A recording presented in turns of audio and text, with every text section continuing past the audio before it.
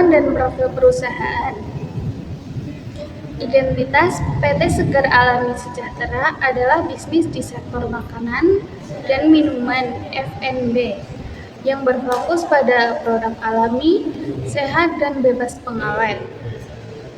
Visi dan misi yaitu menjadi industri pangan alami terpercaya di Indonesia yang meningkatkan taraf kesehatan masyarakat. Struktur organisasi perusahaan dikelola secara profesional dengan pemberian fungsi yang jelas, mulai dari direktur utama yaitu Inovary Hartonikmah hingga staf operasional dan riset. Ringkasan laporan keuangan data 2025. Kinerja laba rugi, perusahaan membukukan penjualan bersih sebesar Rp500 juta dengan laba bersih tahun berjalan mencapai Rp85.500.000. Posisi neraca, total aset perusahaan tercatat sebesar Rp290 juta yang didukung oleh ekuitas sebesar Rp200 juta. Kondisi kas, saldo kas akhir tahun 2025 adalah sebesar Rp70 juta. Hasil analisis rasio keuangan, likuiditas yang tinggi. Perusahaan memiliki current rasio yang sangat tinggi, bahkan melampaui standar industri sehingga resiko gagal bayar utang jangka pendek hampir nol. Stabilitas yang kuat.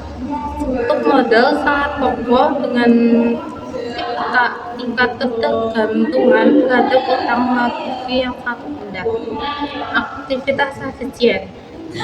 Perputaran persediaan atau inventory turnover berjalan lincah, yang membuktikan rantai pasok dan pemasaran bekerja efektif untuk produk alami yang cepat kadaluarsa. Masalah fenomena idle cash. Meskipun terlihat gemuk dan aman terhadap penumpukan dana non-produktif atau idle cash di rekening bank, dana surplus tersebut hanya mengendap dengan imbal hasil minim yang sulit mengejar laju inflasi, sehingga nilai real aset terancam tergerus. Hal ini menyebabkan rendahnya tingkat pengembangan modal atau return on equity karena modal tidak bekerja secara maksimal. Putusan investasi strategis.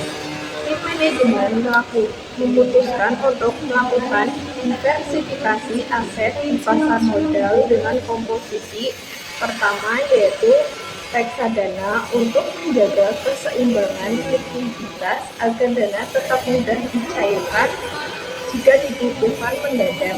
Kedua, obligasi, yaitu untuk mendapatkan arus kas masuk yang stabil melalui kupon atau bunga berkala dengan risiko rendah. Ketiga, ada saham atau blue chip untuk mengejar pertumbuhan nilai aset jangka panjang melalui kenaikan harga dan dividen. Kesimpulan dan penutup. Keputusan investasi ini bukan sekedar mencari laba tambahan, melainkan langkah taktis untuk melindungi nilai aset dari inflasi dan meningkatkan return on equity atau ROE. Kesuksesan finansial tidak hanya diukur dari banyaknya kas, tetapi dari seberapa produktif setiap rupiah yang dimiliki perusahaan dalam mendukung keberlanjutan bisnis. Jadi intinya PT Segar Alami Sejahtera ingin mengubah status uangnya dari sekedar disimpan menjadi pekerja. Dengan cara ini, perusahaan tidak hanya sekedar bertahan, tetapi juga melindungi kekayaannya dari inflasi dan memastikan bisnis tumbuh lebih kuat di masa depan. A few moments later. Sudah. 1, 2 kan? Hah? Ngomong nggak bisa ngecu. Ringkasan laporan keuangan data 2025. Kinerja laba rugi, perusahaan membukukan penjualan bersih sebesar 500 apa? Juta ya? Susuk ketemu. 500 juta apa ya? Apa sih? Coba pur. Nol, berapa sih nol? Ringkasan laporan keuangan data 2025. Kinerja laba rugi, skip.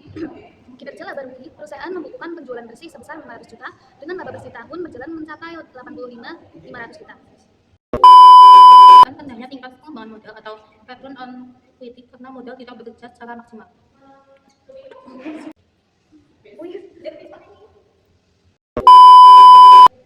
Salah ngomong. Perusahaan dalam mendukung keberlanjutan bisnis. Jangka panjang melalui kenaikan harga dan dividen. Kesimpulan dan Hasil analisis rasio keuangan, likuiditas yang tinggi. Perusahaan memiliki rasio yang sangat tinggi, bahkan melampaui standar industri sehingga